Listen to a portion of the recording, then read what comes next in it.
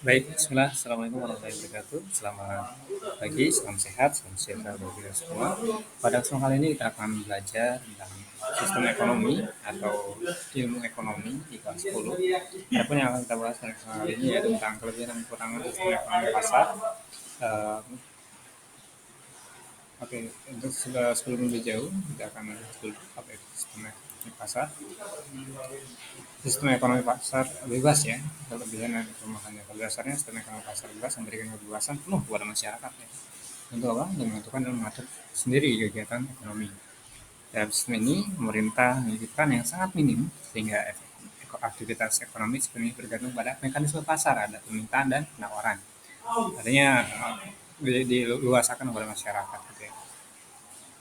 Nah, apa sih kelebihan sistem ekonomi pasar bebas? Yang pertama, kebebasan kepemilikan. Setiap individu memiliki kekayaan dan sumber daya produksi. Ya. Setiap individu bebas memiliki kekayaan dan sumber daya produksi.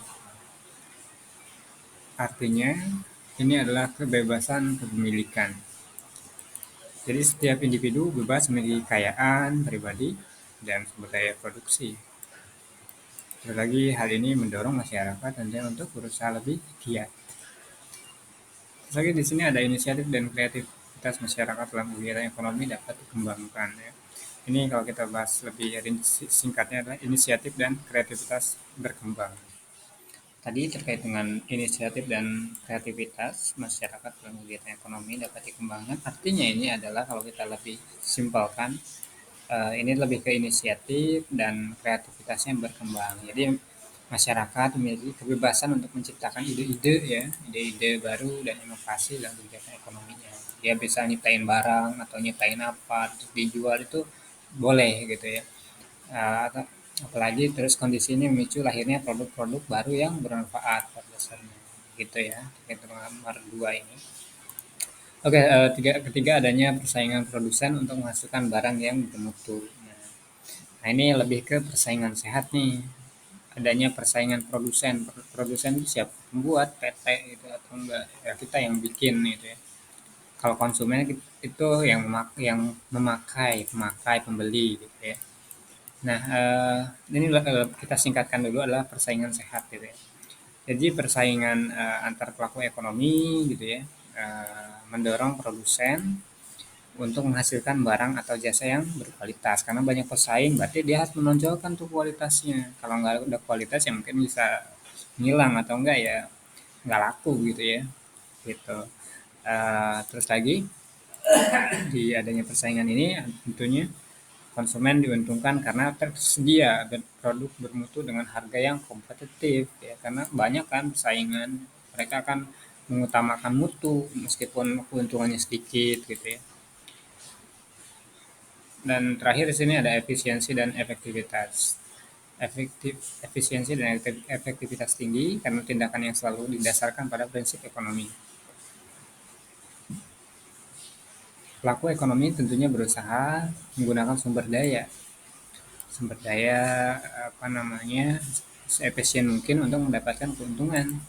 Gitu. Keputusan ekonomi selalu berdasarkan prinsip ekonomi yaitu usaha mendapatkan hasil maksimal dengan biaya minimal gitu ya. Jadi biayanya kecil, ada untungnya gitu. Prinsipnya kan. Oke. Selanjutnya kita bahas juga kelemahannya ya. Kelemahan sistem ekonomi pasar ini apa sih gitu ya. Kebebasan mudah disalahgunakan oleh pihak yang kuat dari segi ekonomi untuk memeras pihak yang lemah gitu ya. Nah ini kalau lebih singkatnya adalah penyalahgunaan kebebasan oleh pihak kuat gitu ya. Kebebasan ekonomi tentunya dapat dimanfaatkan oleh pihak-pihak kuat untuk menindas atau memeras pihak lemah. Ya, misalnya apa? Pengusaha besar dapat mengambil keuntungan tidak adil dari pekerja atau pengusaha kecil gitu ya. Keuntungannya nggak apa namanya nggak kecil gitu. Keuntungannya nggak adil gitu ya. Gede dia keuntungan yang gila-gilaan gitu ya.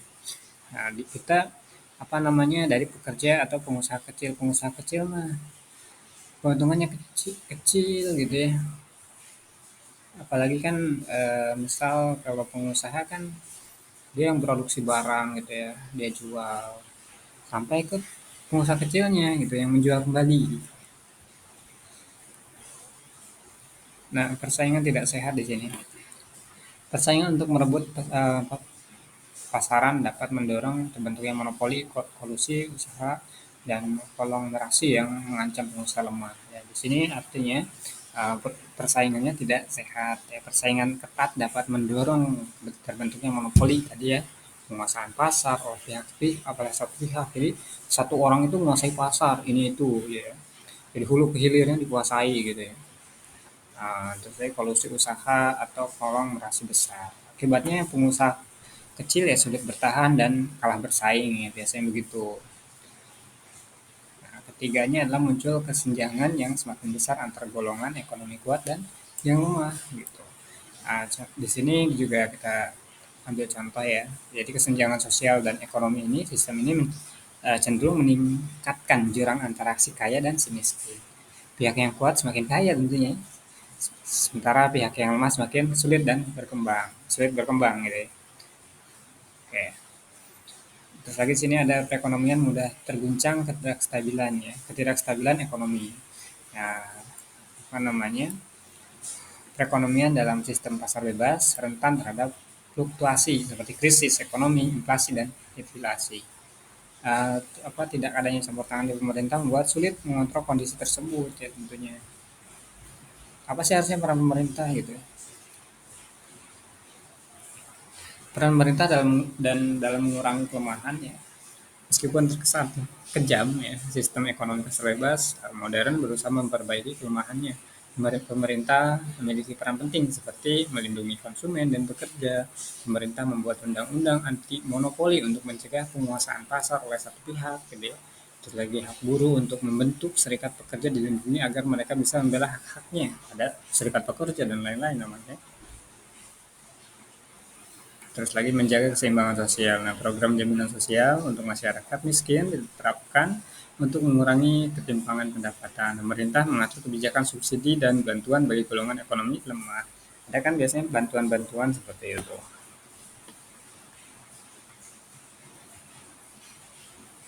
Nah, di sini pemerintah berperan melindungi masyarakat terhadap penyalahgunaan kekuasaan monopoli melalui undang-undang anti monopoli.